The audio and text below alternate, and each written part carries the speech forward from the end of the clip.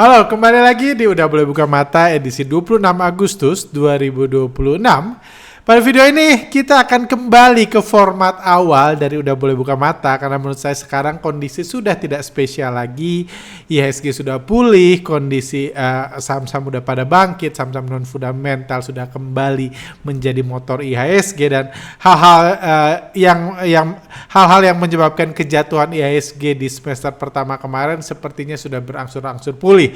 Jadi mari kita fokus trading lagi, tentunya fokus mengamati pergerakan bandar lagi, mengamati pergerakan saham-saham busuk, saham-saham non fundamental lagi yang dalam sebulan terakhir ini semakin aktif digoreng dan dibanting bandar, membuat begitu banyak opportunity di market.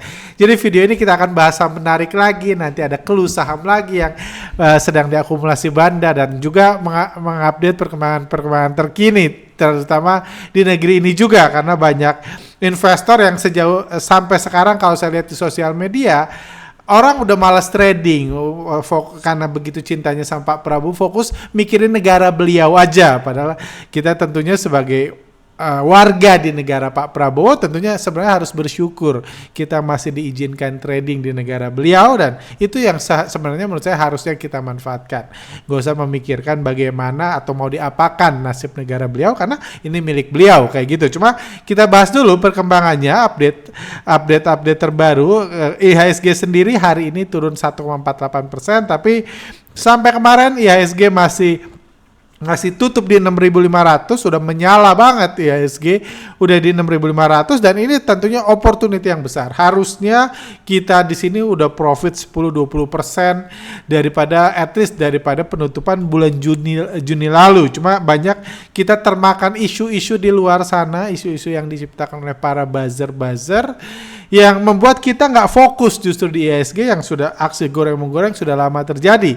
Krisis yang kita bahas beberapa bulan lalu di podcast sudah lama terjadi. Saya pribadi sangat sibuk trading, sangat sibuk research, invest dan lain-lain yang membuat saya sendiri jarang buat podcast. Cuma kita sekarang balik lagi ke podcast semula, kita update dulu lah gitu. Kita update dulu biar relate dengan kondisi, kita update tentang rezim Indonesia bergizi apa aja perkembangan terbarunya.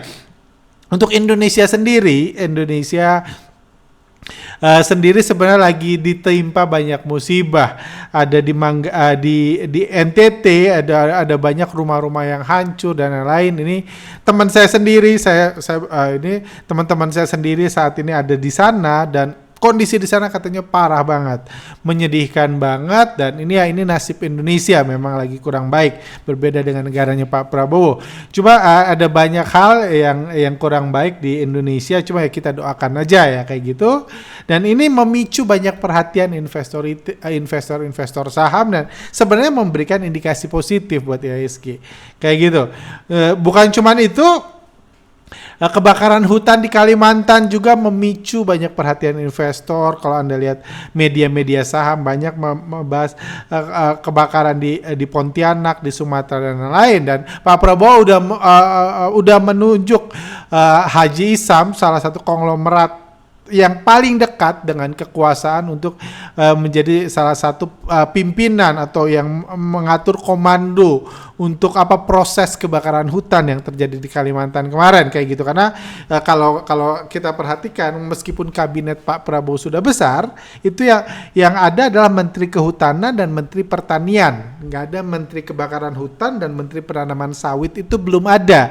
Jadi mungkin karena itu ya mau nggak mau sosok yang Haji Isam, kita tahu sosok yang sangat kompeten, itu ditunjuk untuk menjalankan proses ini seperti itu. Haji Isam sendiri udah dibahas di Instagram, di Telegram, adalah salah satu bahkan konglo dengan kenaikan persentase kenaikan aset dari konglomerasi yang paling tinggi sejak dimulainya kebakaran hutan. Itu udah 21 triliun lebih nilai saham-saham grup beliau naik sejak dimulainya kebakaran hutan seminggu yang lalu seperti itu. Jadi ini bukti bahwa market pun mengapresiasi tentang dipilihnya dipilihnya Haji Isam oleh Pak Prabowo, kedekatan beliau bahkan memantau langsung area-area yang mungkin dibakar, area-area yang mungkin kedepannya harus ditanami kembali seperti itu. Kayak gitu dan menariknya lagi Indonesia terus menjadi perhatian dunia kayak gitu ketika itu ini salah satu yang menarik ketika dunia kan orang-orang di luar sana itu khawatir dengan kebakaran di negeri ini karena mereka mungkin nggak melihat opportunity besarnya di balik kebakaran hutan, hancurnya hutan di negeri ini mereka nggak ini bahkan Malaysia sibuk menggunakan pesawat untuk mengambil air di sungai, disiram untuk memadamkan kebakaran hutan. Ini Malaysia, beliau mungkin belum ngerti makanya lahan sawit Malaysia itu disusul sama Indonesia. Seperti itu karena belum paham. Sementara Pak Prabowo sendiri kalau kita lihat di pertemuannya di rapatnya beliau bukan pro waterbombing seperti Malaysia ini kan fokusnya itu ubi bombing untuk memadamkan ini. Jadi rencananya itu mungkin akan ada penanaman ubi, penanaman singkong, ubi kan singkong cepat ya tumbuhnya, let's say 1 bulan 2 bulan dalam jumlah besar, terus singkongnya itu nanti dijadikan tepung ya kata ini ya, tepung untuk memadamkan kebakaran. Mungkin dalam 4-5 bulan lagi pabriknya beres, dan kami yakin setelah pabriknya beres, anggarannya keluar, cair, ubinya tumbuh dan lain, kami yakin kebakaran hutan di Kalimantan pun sudah berakhir. Jadi ini kita lihat memang sangat-sangat pas solusi yang diberikan oleh presiden negeri kita tercinta atau presiden di mana kita tinggal di negara beliau. Seperti itu. Jadi kita lihat di sini netizen juga sibuk, bukannya sibuk trading saham. Kami buat post ini, netizen sibuk membahas tentang persaingan Indonesia Malaysia untuk memadamkan kebakaran hutan dan lahan. Satu pakai air, satu pakai tepung ubi seperti itu. Walaupun sebenarnya di balik itu ada banyak opportunity. Kita kalau sebagai investor, yes memang mungkin teman-teman yang masih tinggal di Kalimantan mungkin ke depan harus pindah ke Jawa, mungkin harus pindah ke Bekasi dan lain-lain. Kalau memang Kalimantan semuanya hangus, hutan Kalimantan semua hangus ya mungkin memang harus pindah, tapi kedepannya akan dibangun lagi, saya percaya akan ditanami lagi tumbuhan yang memang bermanfaat buat rezim Indonesia bergizi. Seperti itu. Kita lihat aja perkembangannya. Saya sendiri karena saya anak gunung, saya sih nggak terlalu suka ya naik gunung di lahan sawit kayak gitu. Cuma ya itu kan saya cuma numpang di sini, saya cuma bayar pajak, bukan saya yang memiliki negara ini. Seperti itu. Hal paling penting seminggu terakhir adalah ini pernikahan dari Kasespri Presiden Rizky Irmansyah. Ini buat teman-teman yang mungkin belum paham politik, belum ngerti beliau ini salah satu kepala asisten pribadi dari Presiden Prabowo Subianto. Jadi banyak yang ngira asisten pribadi itu masih Seskaptedi, bukan. Seskaptedi itu udah naik jabatan, statusnya naik dalam kehidupan Pak Prabowo. Cuma sekarang ininya Kasespri Rizky Irmansyah. Ini pernikahan besar-besaran di JEC, presiden-presiden hadir kayak gitu, Seskaptedi hadir, ini asisten-asisten pribadinya hadir, semuanya hadir. Ini pernikahan besar-besaran yang luar biasa banget. Bahkan saya cek siapa aja yang datang, menteri-menteri, ada Mensesnek, Seskap, wakil komunikasi digital, utusan Presiden Generasi Muda Raffi Ahmad, Menko Perekonomian, Menko Pangan, Menko aja udah 3 yang datang. Menteri SDM Bahlil datang, Menteri Pertahanan, mayoritas ini tokoh yang datang, tokoh-tokoh penting di negeri ini datang menghadiri pernikahan yang tentunya sangat penting. Jadi kalau teman-teman belum tahu siapa Rizky Irmansyah ini, ya beliau ini ya pertama tentunya jabatan paling penting beliau ini salah satu dari, kalau teman saya bilang ini Hambalang Boys, salah satu dari asisten pribadi Pak Prabowo yang tentunya sangat dekat dengan beliau. Wajar kayak gitu, hubungannya juga sangat baik, sangat berintegritas. Kita lihat seperti ini foto yang saya dapat di internet ya, saya nggak tahu ini benar atau salah tuh, sepertinya benar, ini menunjukkan kedekatan beliau dan presiden. Jadi wajar, saya bahkan cukup kaget waktu pernikahan beliau itu nggak libur nasional atau karena memang weekend ya. Cuma ini memang wajar, dan menurut saya siapa Rizky Irmansyah ini, teman-teman ya, karena teman-teman yang sering dengar saya bicara setahun lalu, apa yang saya katakan itu dianggap aneh, bercanda dan lain. Cuma sekarang apa yang saya katakan setahun lalu Anda boleh nonton, udah terjadi sekarang. Sekarang saya mau memprediksi Rizky Irmansyah ini, dia Kasespri Prabowo Subianto, partnernya Seskap Teddy. Menurut saya beliau ini, menurut prediksi ya, ini hanya prediksi aja, prediksi bisa benar atau salah, cuma Anda catat aja prediksi saya, ini calon presiden di Pilpres 2029. Teman-teman ngikutin podcast, saya selama ini mengatakan yang hot sekarang ini dalam dunia perpolitikan di negaranya Pak Prabowo itu siapa calon wakil presiden. Kandidat besarnya 3, incumbentnya 1. Kandidat utamanya tentunya Seskap Teddy, kandidat keduanya Bahlil. Saya udah bahas ini beberapa bulan lalu, dan kandidat ketiganya itu siapa? Content creator, lupa saya namanya. Bukan Raffi Ahmad, satu lagi. Lupa content creator yang dulu gantinya Sri Mulyani, saya lupa lah itu. Tiga itu content creator Seskap Teddy, Bahlil. Saya udah bahas itu beberapa bulan yang lalu, dan baru-baru ini menteri dengan kinerja terbaik ya 3 itu. Seskap Teddy, Bahlil, satu lagi lupa saya namanya, benar-benar lupa. Kayak gitu ya, content creator itulah. Itu yang 3 itu. Gitu. Itu wakil presiden. Cuma menurut saya pemilu itu akan aneh kalau yang dipilih cuma wakil presiden. Yes, kita tahu yang akan jadi presiden selanjutnya kan Pak Prabowo. Kita tahu semua kayak gitu, Pak Prabowo jadi presiden. Masa nyoblos wakil presiden? Menurut saya itu agak susah edukasi buat masyarakatnya. Jadi butuh calon presiden lain. Kayak gitu. Jadi mungkin kita milih wakil atau calon presiden lain kayak gitu. Kan ada secara undang-undang kalau nggak calon presiden lain kota kosong.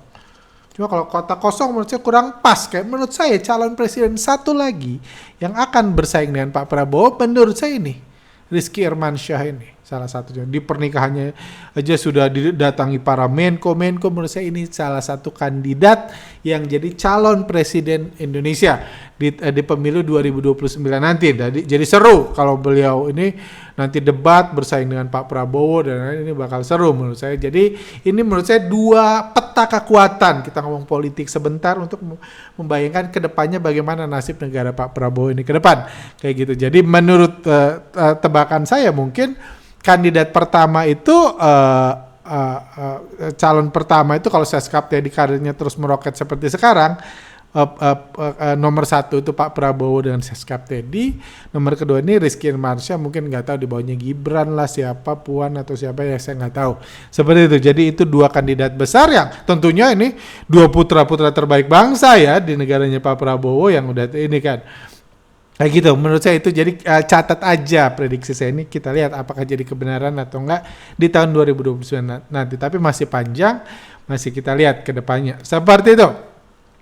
Hal lain juga, Pak Prabowo sempat dikritisi, tapi tentunya dia menjalankan fungsinya. Hari ini dia datang ke NTT, di mobil dia dadah-dadah di korban gempa, kayak gitu. Bahkan beliau udah bertanya ke warga NTT MBG bermanfaat atau enggak seperti itu, dan mau diteruskan atau tidak. Jadi menarik kayak gitu. Jadi di sini ini ketika orang-orang kelaparan, rumahnya hancur dan lain-lain, Pak Prabowo meyakinkan bahwa betapa MBG-nya bermanfaat, mau diteruskan atau tidak. Bayangkan kalau warga di sini mengatakan tidak, jadi apa? NTT mungkin berubah, habis dari ini. Tapi tentunya karena dikatakan bermanfaat, mereka mau diteruskan. Akhirnya ini pemerintah akan kebut 1.703 dapur SPPG di NTT. Mudah-mudahan, karena saya dengar dari teman saya udah ada yang mati kelaparan, mudah-mudahan dapurnya cepat ya, MBG-nya cepat datang. Kalau nggak udah habis duluan kayak gitu. Nanti dapurnya, karena kalau nggak ada penerima manfaat, nggak bisa juga kan dapur jalan. Kita lihat aja kedepannya, kita doakan terus aja saudara-saudara kita di ini. Jujur saya pribadi udah ngasih bantuan finansial, teman-teman juga saya nggak ngegalang dana atau apa, cuma kondisi di sana sangat menyedihkan, dan menurut saya bagi yang mau bantu, cuma ya mungkin ke yayasan yang terpercaya aja kayak gitu, atau ke saudara langsung kayak gitu, dan diam-diam jangan diinformasikan, nanti diblokir sama Bank Mandiri kalau kita menggalang dana tiba-tiba seperti itu. Kayak gitu. Oke. Selanjutnya tahun 2027 udah mulai, kita udah memasuki hampir bulan September udah kebayang 2027 MBG masih jadi fokus utama pemerintah negeri ini, dan Kopdes akan ditopang dana desa. Ini RAPBN 2027 juga udah mulai dibentuk kayak gitu. Jadi itulah kondisi Indonesia saat ini. Untuk Indonesia ya seperti saya katakan sebenarnya tidak berubah dari awal tahun, pertengahan tahun ketika IHSG hancur dan lain, kondisinya masih gitu-gitu aja seperti itu menurut saya. Karena di satu sisi orang yang merasa tinggal di Indonesia, merasa negaranya masa depannya dipertanyakan, sementara yang sadar beliau tinggal di negaranya Pak Prabowo merasa ya semua baik-baik saja gitu. MBG dibagikan, Kopdes makin banyak dan lain-lain. Seperti itu. Terus gimana IHSG? Langsung kita bahas ke IHSG. IHSG sudah sempat 6.500, hari ini turun jadi 6.400, tapi sebulan terakhir aja udah naik 3,38%. Dan kalau kita lihat grafik foreign flow IHSG, investor asing terus melakukan penjualan. Ya, kalau Anda lihat ini grafiknya, investor asing terus melakukan penjualan, dan jadi sementara IHSG mengalami kenaikan. Kayak gitu. Kenapa bisa jadi artinya apa? Kalau asing terus melakukan penjualan, artinya satu, artinya Indonesia masih OTW to frontier market. Itu satu. Cuma seperti saya katakan sejak beberapa bulan lalu, sejak hancur-hancurnya dibilang Indonesia punya kabar positif di mana saham-saham konglo, saham-saham non fundamental udah pecah koalisi dari asing, udah keluar dari MSCI. Dan sekarang terbukti saham-saham tidak berfundamental, saham konglo, saham-saham HSC itulah yang jadi motor kebangkitan IHSG. Makanya IHSG bangkit meskipun investor asing terus terus jualan dan saham-saham fundamental masih terus dijual. Jadi kenaikan IHSG dimotori oleh putra-putra terbaik bangsa di saham konglo dan non fundamental, dan saham konglo bergantian manggung di IHSG menyelamatkan harkat dan martabat IHSG. Kalau Anda perhatikan pembahasan kami beberapa bulan terakhir ini, kami buat tools internal namanya Konglo Report, di mana kami bisa dengan cepat pagi-pagi jam 9:01, 9:02, kita langsung bisa mendeteksi saham konglo mana yang bergerak, yang naik paling banyak, yang market cap-nya tumbuh paling banyak. Kita sering broadcast di Telegram kami, Anda tinggal follow Telegram kami. Di situ kami secara rutin konglomerasi report tengah hari di awal pagi-pagi 10 saham konglo dengan kenaikan tertinggi. Jadi kalau Anda lihat fokus kami, meskipun saya jarang buat podcast karena terlalu sibuk, tapi di Telegram kami sering sharing informasi-informasi saham konglo yang sedang aktif digoreng. Kayak gitu, yang bergantian manggung, karena temanya seperti itu, bergantian manggung. Kadang-kadang grupnya Pak Happy Hapsoro, kadang-kadang grupnya Barito, kadang-kadang grupnya Bakri, grup Saratoga, berotasi saham-saham non fundamental, saham konglo, dan rotasi itu pelan-pelan membawa IHSG mengalami kenaikan yang sangat baik seperti itu. Kayak gitu, ini salah satu Konglo Report yang secara rutin kita bagikan. Ini Konglo Report tanggal 1 sampai 26 Agustus. Kita lihat dari 169 saham Konglo, 87 naik, 66 turun. Tapi overall yang membuat IHSG naik di bulan Agustus ini karena nilai saham Konglo di Indonesia naik 245 triliun dari tanggal 1 sampai 26 Agustus. Kayak gitu. Yang paling banyak naik LTK Group di motori Sambian, tentunya nanti bisa kita lihat. Secara market cap yang naik LTK Group naik 110 triliun minggu ini. Haji Isam Group saham yang secara average naik paling tinggi, naik 51%. Kita tahu ya, tadi kita udah bahas seperti itu. Juga ini ketutupan saya sama gambar saya ada top gainer dan top losernya saya bacakan dulu ya. Nomor 1 Tujar, Haji Isam Group, TB Emas naik 33%, Pegun Haji Isam Group juga, jadi 3 Haji Isam Group, Jekon Ciputra Group naik 30%. Sementara saham-saham yang turun, ada juga yang turun, MLPT turun 30%, Raja Wali, Film, NSSS, Kepik ini juga mengalami penurunan. Seperti itu. Ini Konglo Report. Oh sorry, saya nggak siap-siap ini. Ketutupan foto saya. Nanti saya adjust deh next time. JAR ini secara ini dengan kenaikan terbesar yang tadi. JAR, TB, Emas, Pegun, Jekon, BRMS, Arci, Bian.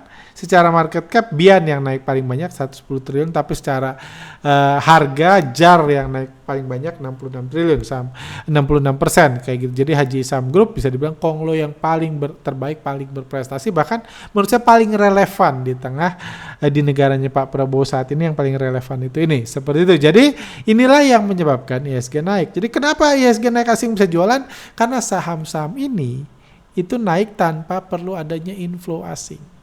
Ini saham-saham milik konglo lokal, milik putra terbaik bangsa, dan meskipun asing nggak beli, JAR bisa naik, TB bisa naik, Pegun bisa naik, yang punya Haji Isam kan, kayak gitu, orang lokal mau sangat dekat dengan Pak Prabowo, jadi wajar dong, nggak butuh asing di situ. Apalagi Pak Prabowo kan paling nggak suka dengan antek-antek asing seperti itu.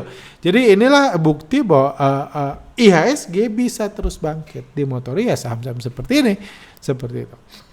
Ini outlook di bulan Agustus ya, dari awal sampai ini sampai 26 Agustus ini. Bukan cuma itu, indikasi baik lagi di IHSG yaitu ini kemarin tanggal 25, sekarang 26 itu hari pertama gajian pahlawan bursa.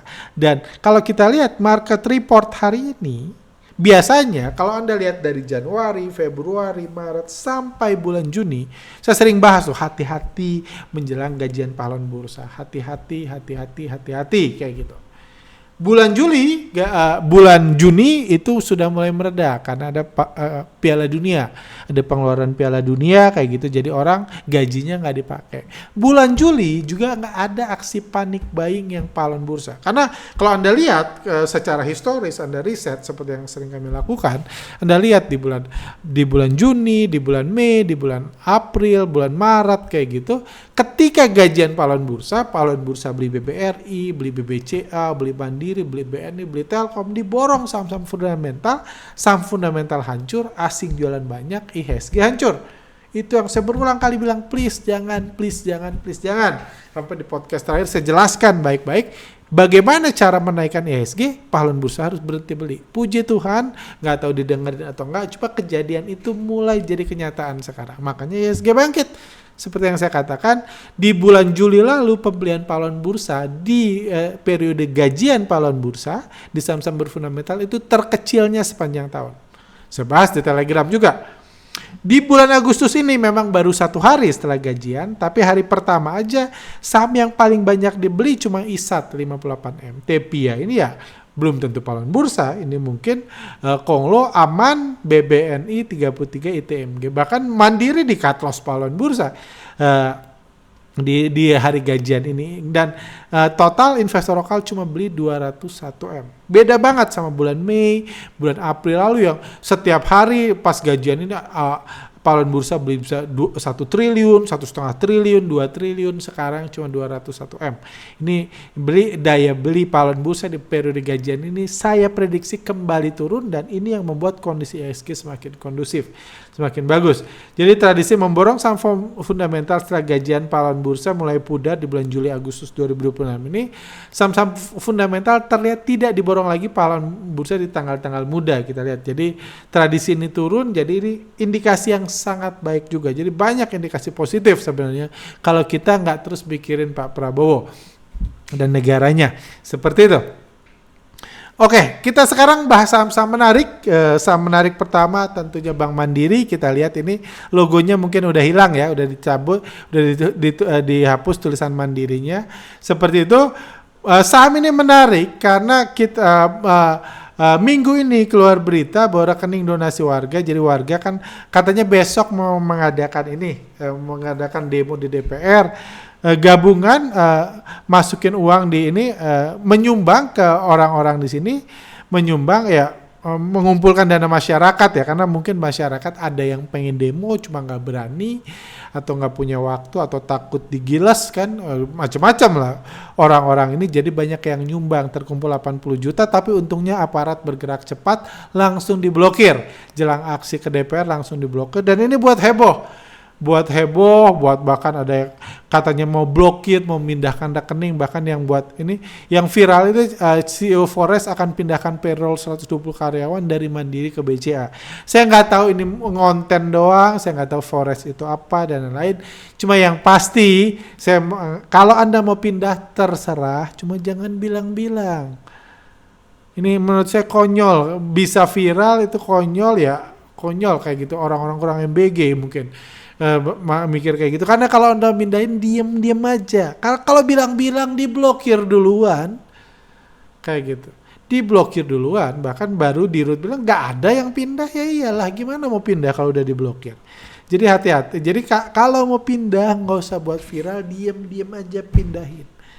Mau pindahin ke BCA, dan jangan salah ya, selama BCA masih beroperasi di negaranya Pak Prabowo, di BCA juga bisa diblokir. Kayak gitu. Emang kenapa? Emang BCA nggak takut sama aparat? Emang BCA nggak takut di demutualisasi? Emang Danantara cuma bisa ngambil sahamnya Mandiri? Emang nggak bisa saham BCA?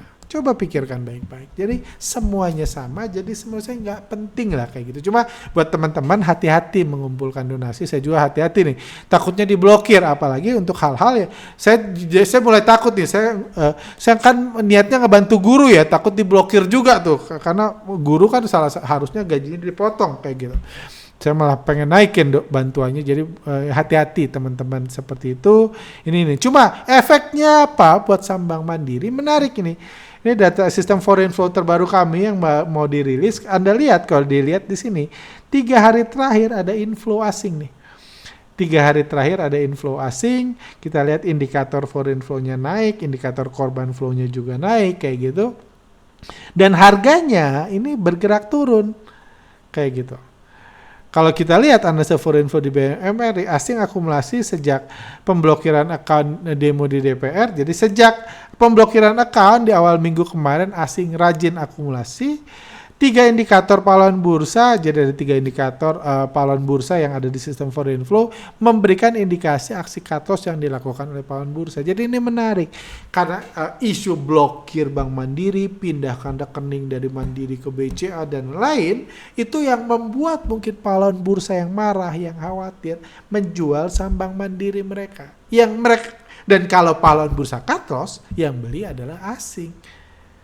Indikasinya ini 3 indikator pahlawan bursa semua memberikan indikasi kalau aksi cut loss, sedang terjadi aksi cut loss yang dilakukan pahlawan bursa. Jadi ini indikasi yang menarik, dan dalam 3 hari terakhir ini average akumulasi asing 3 hari terakhir di sistemnya itu average-nya di 4130 4180. Artinya apa? Kalau sekarang di 4160 harga BMRI, artinya harga sekarang itu sudah di bawah average akumulasi asing dalam 3 hari terakhir, dan 3 hari terakhir asing akumulasi 416 miliar saham Bank Mandiri.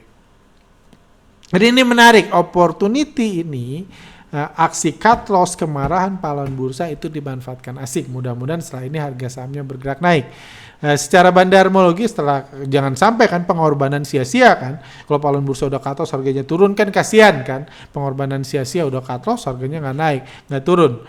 Bukannya naik malah turun kan kasihan. Jadi kemungkinan kedepannya akan bergerak naik. Kita lihat aja. Secara bandarmologi juga sama, bandar kita lihat broker-broker yang beli dalam 3 hari terakhir itu ada ZP, BK, YUKZ, semuanya broker-broker yang biasa dipakai bandar, dan broker-broker retail, broker-broker semi-retail yang warna biru-biru ini melakukan penjualan. Jadi bandar akumulasi 3 hari terakhir, pahlawan bursa panic selling pasca peristiwa pemblokiran, dan pergerakan bandar dan hari Rabu ini bandar akumulasi dan harga turun. Jadi ini indikasi yang menarik. Key point-nya, kesimpulan BMRI ini kesempatan menaik di tengah sentimen negatif dan kemarahan pahlawan bursa terhadap Bank Mandiri. Harga saat ini di bawah average akumulasi pahlawan bursa 3 hari terakhir. Jadi pahlawan bursa average akumulasi asing, pahlawan bursa cut loss bukan akumulasi. Average akumulasi asing dalam 3 hari terakhir. Jadi kalau mau beli, kita di bawah average akumulasi asing 3 hari terakhir, dan asing akumulasi 416 M. Kayak gitu, kesempatan menaik buat yang berminat, yang masih berminat di saham-saham berfundamental. Saya tahu di luar sana masih banyak orang-orang yang cuma mau beli saham yang berfundamental. Menurut saya Bank Mandiri ini masih bisa kategori saham berfundamental, dan kalau mau beli ini saham yang menarik. Kalau nggak mau yang non fundamental doang, yang naiknya cepat doang kayak gitu kan, ada orang yang pengen kayanya lambat atau pengen nyangkutnya lama kan, jadi ini salah satu opportunity menarik orang yang isu yang pengen seperti itu. Saham menarik adalah saham JAR, ini saham utama dari saham Jolin Agroraya, ini saham utama dari Haji Isam, juga hari ini naik 2,23%. Ini yang udah ditunjuk kita bahas tadi. Haji Isam ini tanggal 1 sampai 26 Agustus ini di konglomerasi report di tools yang kami buat internal. Haji Isam ini jadi yang pertama konglomerasi terbaik sepanjang bulan Agustus, di mana rata-rata sahamnya naik 51%, JAR naik 66%, TB naik 55%, Pegu naik 32%. Seperti itu, ini menarik, dan JAR itu kita lihat yang market cap-nya paling tinggi. Jadi ini saham yang menarik, yang menyumbang kekayaan terbesar. Ini kekayaan terbesar buat Haji Isam. Kayak gitu. Kayak gitu, saham JAR sendiri kita lihat meroket. Seminggu terakhir ini meroket luar biasa sejak api-api mulai menyebar di Kalimantan, mulai viral, harga sahamnya langsung meroket kayak gitu. Dan kalau kita lihat dari tanggal 14 Agustus sampai 24 Agustus kita lihat terjadi akumulasi. Ini pembahasannya, ini NI, LG, GR, YP, sementara XL, XC, PD ini retail jualan. Jadi Bandar kalau kita lihat ini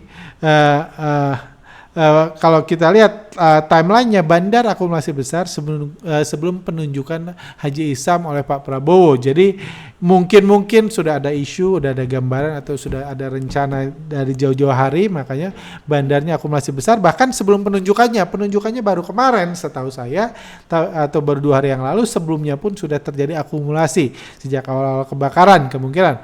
Akumulasi di setiap hari dan pada periode ini terjadi akumulasi setiap hari, dan harga naik dari 1.800 sampai 3.200. Baru per hari ini kita lihat per hari ini baru investor retail baru nyadar mereka kehilangan opportunity. Jadi kita lihat hari ini investor retail XC, PD, YP, XL, NI sudah melakukan pembelian, dan ketika itu secara bandarmologi terlihat ada Bandar profit taking besar-besaran di tengah euforia kebakaran hutan yang mulai melanda investor retail. Broker-broker pahlawan bursa yang sebelumnya cut loss, di sini kan XC, PD, KK kayak gitu mulai melakukan pembelian lagi, kan cut loss di harga segini dong, berarti di sini udah bisa buyback, wajar kalau gitu. Mungkin ada yang buyback di 3.600, hari ini mulai ada ini pembelian lagi.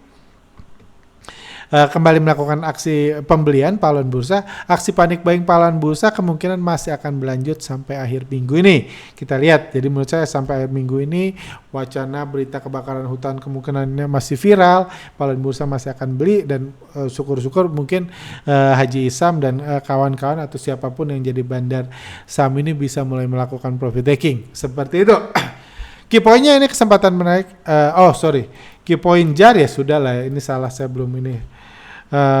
Key point JAR ya itulah ya. Jadi ini bagi teman-teman yang mungkin ngefans dan lain-lain bisa beli, karena Haji Isam menjualan. Kapan lagi kita bisa berkontribusi sama salah satu tokoh bangsa yang banyak dapat penghargaan seperti itu, ketika mereka profit taking, tentunya kita bisa beli supaya uang kita bisa masuk ke tangan beliau.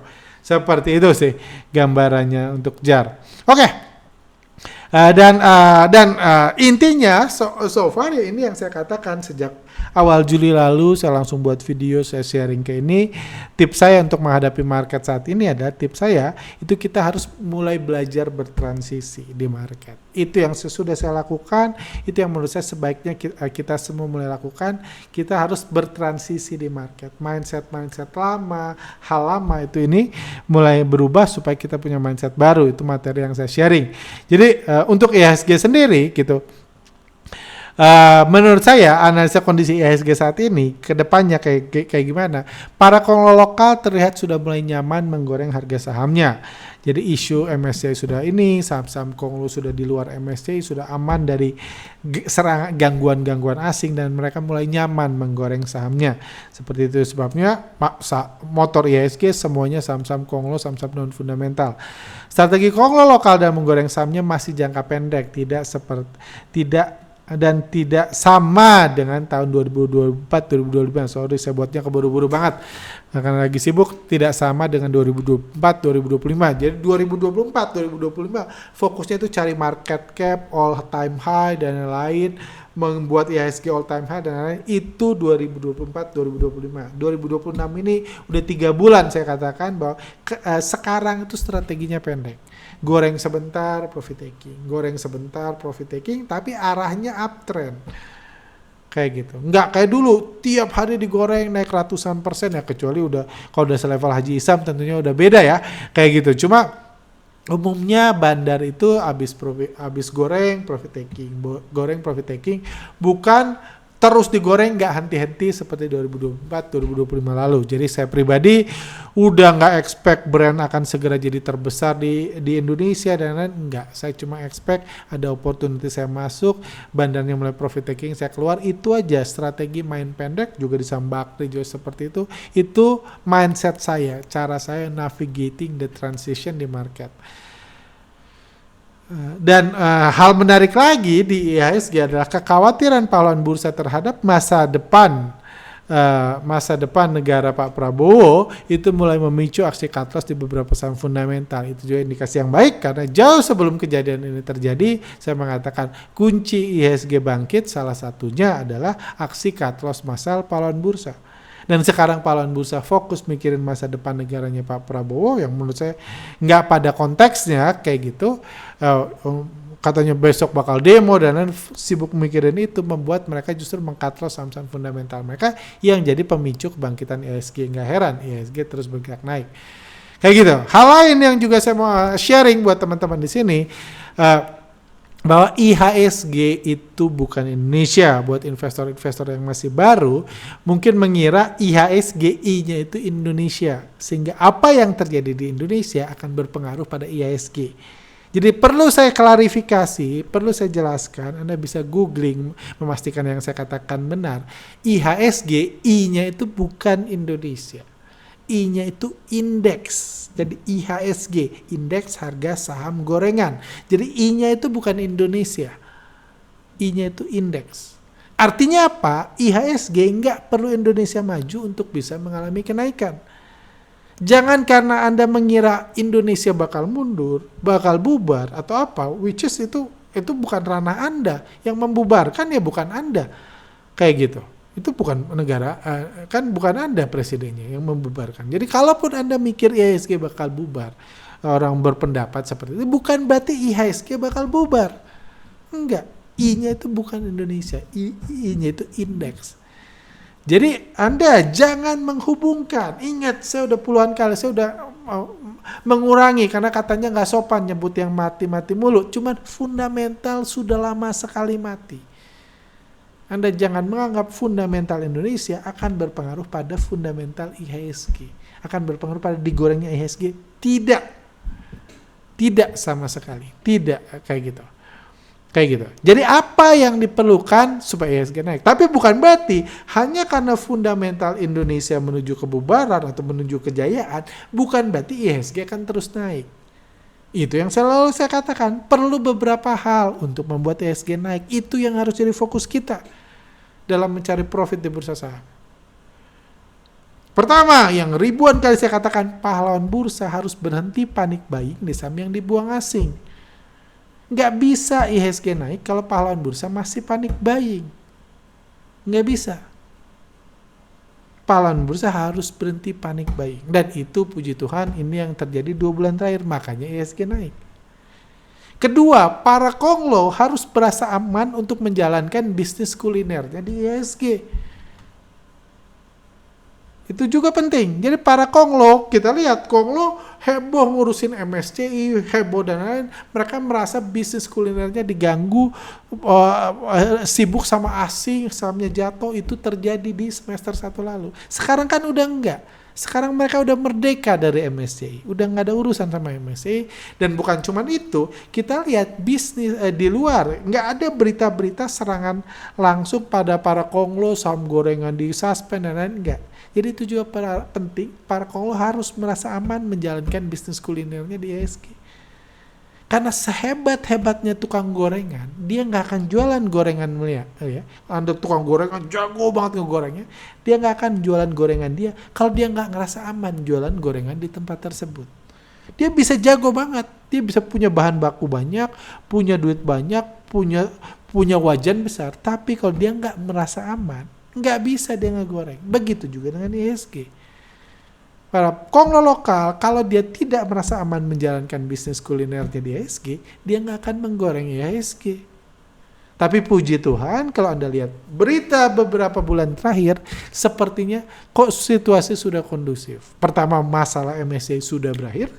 Puji Tuhan, sekarang saham MSCI itu udah dianggap sampah lah. Yang paling penting kan sekarang saham HSC kan. Saham HSC jadi motor-motor IHSG, jadi motor-motor kebangkitan, naik 110 triliun, Sambian dan lain-lain. Yang paling penting, dan mereka merasa nyaman bisnis kulinernya. Dan yang juga penting adalah penguasa sebaiknya asik dengan MBG, Kopdes, dan Danantara. Udah gitu, nggak usah masuk bursa, nggak usah intervensi, nggak usah demutualisasi emiten dan lain-lain. Dan puji Tuhan kalau kita lihat perkembangannya, penguasa Pak Prabowo juga datang jauh-jauh, sibuk-sibuk datang ke NTT untuk memastikan bahwa mereka mau lanjut nggak MBG. Kayak gitu. Mereka mau lanjut MBG, nggak usah aneh-aneh lah. Nggak usah aneh-aneh. Kayak gitu, penguasa asik dengan MBG, Kopdes, dan Danantara, fokus di situ. Karena menurut saya IHSG udah direlakan aja. Seperti Indonesia direlakan aja, IHSG biar di tangan konglo lokal, itu udah win-win solution. Seperti itu. Jadi itu yang menurut saya itu mindset yang Anda harus tanamkan, bahwa IHSG itu bukan Indonesia. Ingat, I-nya itu indeks, bukan Indonesia. Jadi Indonesia boleh bubar, IHSG bisa tetap naik. Itu yang harus Anda tanamkan. Selama 3 ini terpenuhi. Kalau tiga ini tidak terjadi, tidak bertolak belakang, pahlawan bursa panik buying, konglo lokal merasa takut menggoreng saham di IHSG, dan penguasa sibuk mengintervensi IHSG, hancur semua meskipun Indonesia berjaya. Sama aja kayak gitu. Oke, seperti itu yang mau tanamkan. Terakhir, sebagai bonus, sudah lama saya nggak buat saham menarik. Sebagai bonus saya kasih 2 saham menarik. Satu saham ini saham saya udah punya lama. Salah satu saham favorit saya, dan menurut saya karena masih diakumulasi, saya masih berani menganggap ini saham menarik. Ini kenapa? Karena Bandar sudah akumulasi besar sejak Juni lalu sampai hari ini. Kepemilikan pahlawan bursa ini kalau Anda di BI 1% udah turun terus. Dari Maret, April, Mei, Juni, Juli, sekarang cuma 3,6% kepemilikan pahlawan bursa. Dan kata kuncinya Hudson River, New York. Kayak gitu, Hudson River, New York. Teman-teman yang pernah ke daerah sini atau pernah lama stay di sini, mungkin langsung tahu maksudnya. Ini ada gambar. Saya search kata kuncinya, saya minta gambar ilustrasi ChatGPT, dia buat seperti ini. Gambar Indian lagi di pinggir sungai. Seperti itu. Jadi itu kata kuncinya, sebenarnya ini gampang harusnya ya. Yang mungkin pernah pernah lama di New York tentu langsung tahu. Itu yang pertama. Ini menarik menurut saya karena Bandar akumulasi sejak bulan Juni sampai hari ini terus masih akumulasi, pahlawan bursa, kepemilikan pahlawan bursa juga terus menurun. Yang kata kunci kedua, saham kedua adalah kata kuncinya bank pertama di Abu Dhabi. Alasannya harga bangkit sejak 12 Agustus, jadi beda, ini baru naik sejak 12 Agustus. Sejak tanggal 12, Bandar akumulasi dan retail cut loss massal di saham ini. Kalau di BI 1% ini 44,5% kepemilikannya dimiliki oleh lokal non-retail, dan kepemilikan retailnya cuman pahlawan bursanya cuma 6,7%. Foreign 40, foreign hidden player 8,3%. Seperti ini juga saham menarik, itu kata kuncinya bank pertama di Abu Dhabi. Seperti itu. Ini agak lebih susah, kalau ini gampang banget, ini agak lebih susah, cuma ini baru mulai naik, ini juga menarik. Oke, kurang lebih seperti itu. Sedikit sharing saya, mudah-mudahan bermanfaat. Mudah-mudahan tolong doakan supaya saya bisa mulai rutin. Saya masih sangat sibuk karena banyak develop sistem, kami invest banyak di teknologi sepanjang masa sepi ini, karena kami mau tools kami semakin canggih. Kalau Anda lihat yang ditampilkan, konglomerasi screen dan lain, intinya saya selain mencari profit, saya memanfaatkan masa sepi ini untuk semakin kuat, semakin strong, memasuki era yang baru tentunya. Era IHSG yang baru, new normal seperti itu. Jadi, dan gak usah juga pusing mikirin negaranya Pak Prabowo. Itu udah urusan beliau, kita udah kasih semua kekuasaan ke beliau, tinggal beliau yang memutuskan negara ini mau dijadikan apa. Kita berhak tentunya sebagai warga negara untuk terus mendukung, terus membayar pajak, dan terus terus tinggal di sini kalau belum mau pindah. Seperti itu. Oke, sampai jumpa dalam kesempatan. See you next time.